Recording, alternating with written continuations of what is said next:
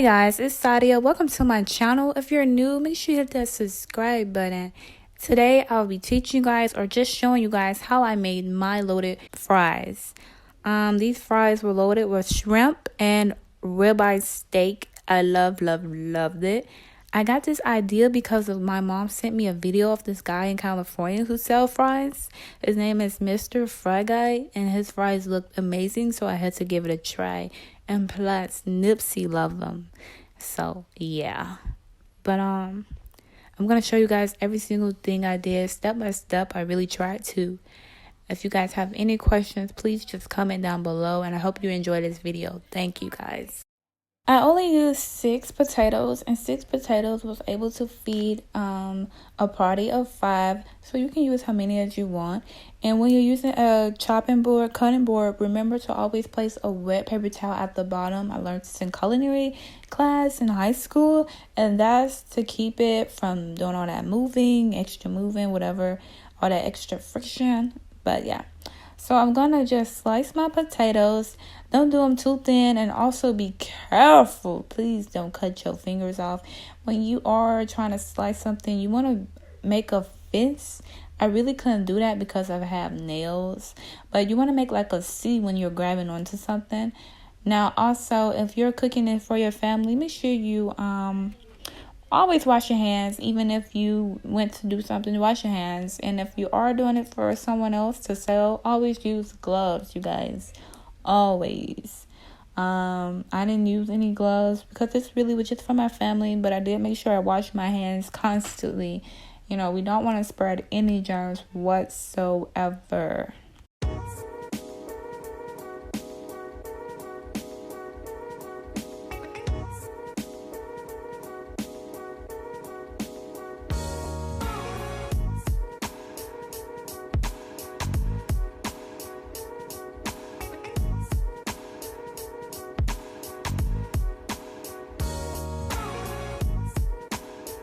Before you guys get to chopping all your fries, make sure you get a big bowl, or it can be a medium, large size bowl.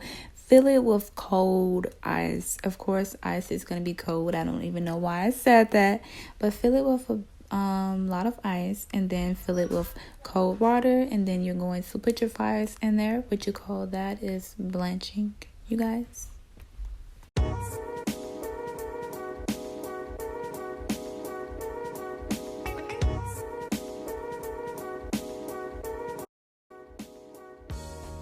This right here is a nice size fry. Don't do them too thin, because the thinner, the more breakable it will be, and we don't really want that. I actually had a few thin ones that broke on me in the process, so we don't want them too thin. I know you guys probably want to do like the restaurant type fries, but just make them medium. And if you are going to do them thin, just don't do them too thin, you know. So we're going to blanch our fries for 30 minutes in cold water. And don't forget the ice, you guys. Now we're on to the honey baked shrimp. These shrimps were amazing. When I bit into it, I could immediately taste the honey. I love that. I love that. So we're going to start with some honey, you guys. Oh, and by the way, I'm going to bake this for 30 to 35 minutes. It was in that time range. I know it wasn't an hour. You don't have to let shrimp bake that long, you know. You don't even have to let shrimp cook that long, period. But yes, the shrimp was amazing, you guys. I'm going to use Obey season, garlic powder, black pepper, and salt for this recipe. That's all I use, you guys. Make sure you move your shrimp around in the honey just so it can really get that flavor all the way on it, all everywhere, all on it, in the corners, the cracks, I'm talking about everywhere. We really want to taste the honey. We want to make sure we can taste a good flavor. You know, get creative with these type of recipes. Don't be that boring person that, you know, like spice it up. Because one thing can bring out a recipe, you know. It can bring out a real good recipe. It might be that one thing that someone really likes about it, you know. Out of all the ingredients you put in there, it could be that one thing.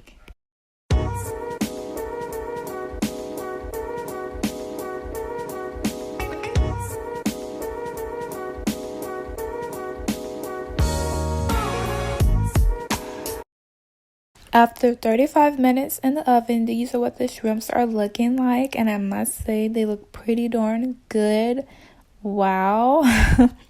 They look very scrumptious, delicious, and the smell, you guys, it was so good. Perfect for our fries. Now let's go and check on our fries. After blanching our fries in cold water for 30 minutes, I got a strainer and I let it drain for probably 10 minutes. And then I placed it on a white towel. And then I'm going to pat it dry. You guys don't have to use a towel. I feel like a towel is a little bit more convenient. It has to be like a kitchen towel, not like a bath towel, you guys. Pat it dry real good, because what we are about to do, you do not want water and oil. You already know water and oil don't mix, you guys. So, nah. What we're about to do is called oil blanching.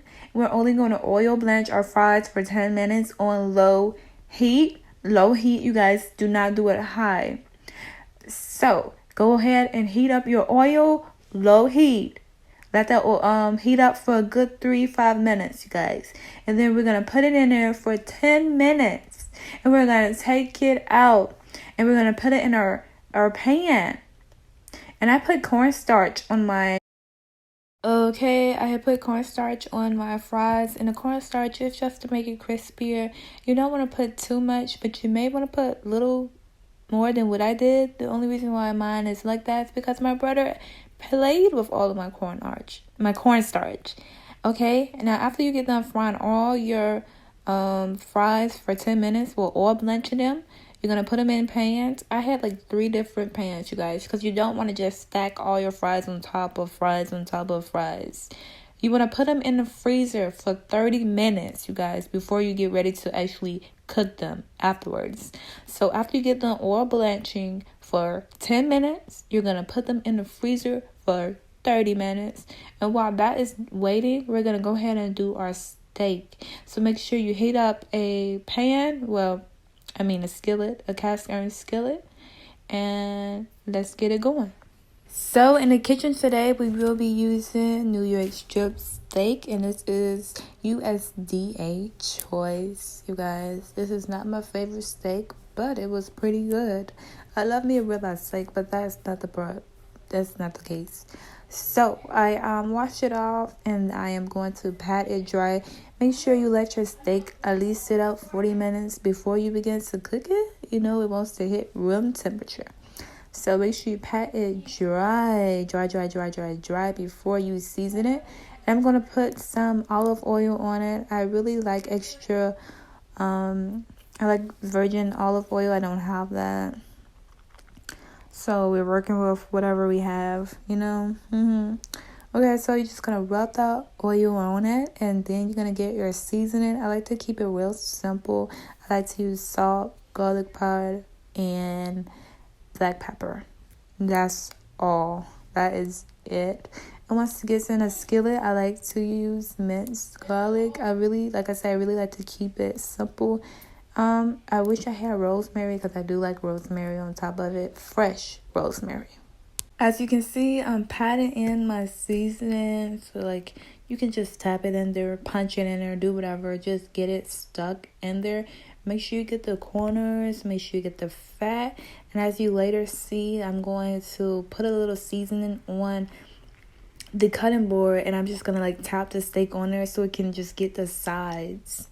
And yeah, that is really it.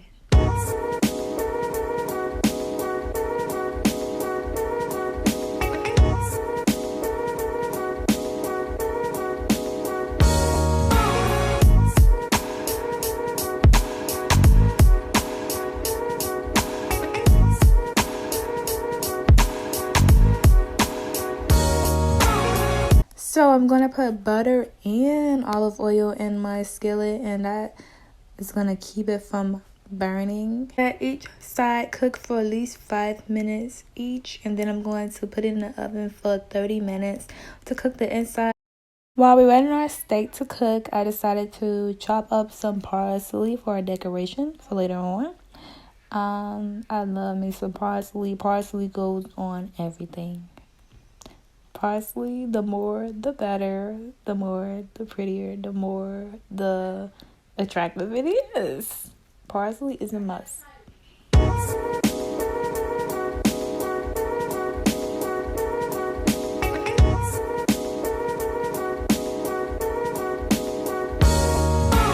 Okay, you guys, you got me. I did not make my sauce, but I mean, I did kind of like mix them up, you know. I don't know, but these sauces are already made. I wasn't going to make my own sauce because I already have sauce.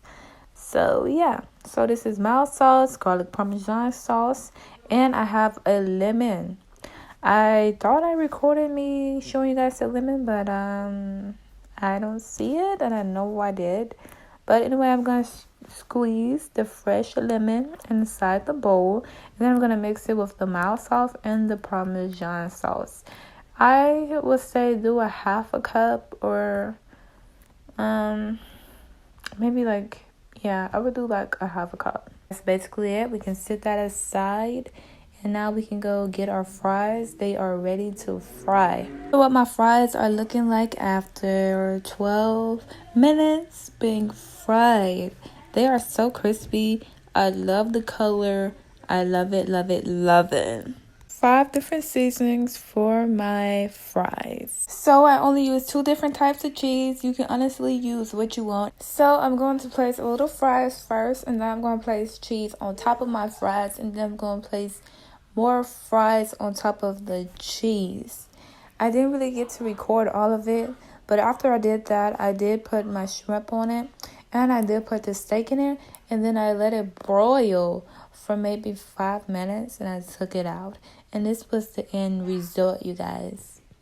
I hope you liked this video. I really was not meaning to make it so long, but if you stayed to the end, please give me a thumbs up and make sure you subscribe. And I'll see you guys in my next video.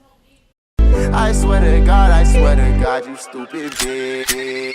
Put it out the coupe at the lot, 20 bucks, 12 bucks swat. Bustin' all the bells out the box. Get a leaf in the box, put a stick in the box.